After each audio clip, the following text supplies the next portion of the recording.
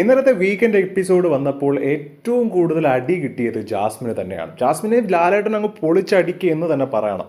ഓരോ ക്ലിപ്പും ഓരോ വീഡിയോയും ഇട്ടുകൊടുത്ത് ജാസ്മിനെ അങ്ങ് നാറ്റിച്ചു. ഇനി ജാസ്മിൻ അവിടെ രക്ഷയില്ലാത്ത അവസ്ഥയിലാണ് ജാസ്മിൻ്റെ ആ ഇരിപ്പ്. അവസാനം കരയുകയായിരുന്നു ജാസ്മിൻ.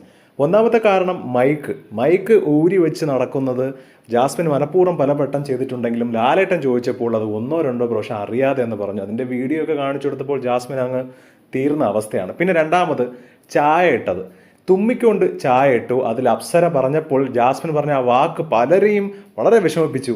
അതായത് ആ ചായയൊക്കെ വാങ്ങിച്ചു കുടിച്ചവൻ്റെ ഒക്കെ അവസ്ഥ ഒന്ന് ആലോചിച്ച് നോക്കണം. തുമ്മിക്കൊണ്ട് ആ തുമ്മൽ വീഴ്ത്തിയ ചായയാണ് ജാസ്മിന് കൊണ്ട് പലർക്കും കൊടുത്തത്. അത് അപ്സര പറഞ്ഞപ്പോൾ ജാസ്മിൻ പറഞ്ഞു, നമ്മൾ മാത്രമല്ല ഇതൊക്കെ കാണുന്നുള്ളൂ, ഇതൊക്കെ വേറെ ആരും കാണുന്നില്ലല്ലോ എന്ന് പറഞ്ഞുകൊണ്ടാണ് ഈ ചായ കൊണ്ട് കൊടുത്തത് അവിടെയുള്ള മറ്റുള്ള മത്സരാർത്ഥികൾക്ക്.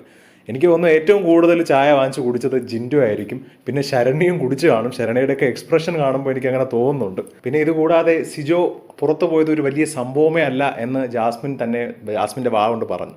ഇതൊക്കെ കൂടി ആയപ്പോൾ പ്രേക്ഷകരൊക്കെ അങ്ങ് കൊണ്ടിരിക്കുകയാണ്. എങ്ങനെയെങ്കിലും ജാസ്മിൻ അങ്ങ് പുറത്തു പോയാൽ മതി എന്നുള്ള അവസ്ഥയിലാണ് ഇപ്പോൾ പ്രേക്ഷകർ.